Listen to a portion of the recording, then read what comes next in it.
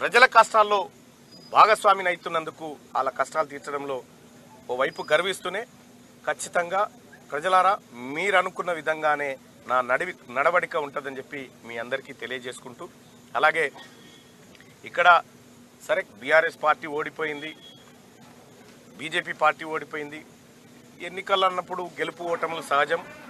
వాళ్ళకు కూడా మరోసారి మంచి అవకాశాలు రావాలని కోరుకుంటా ఉన్నాం.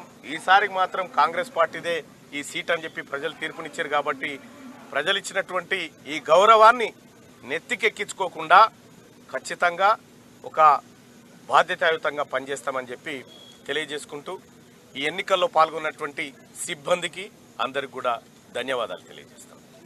జై కాంగ్రెస్, జై కాంగ్రెస్, జై మల్లన్న. ఒకటి ఈ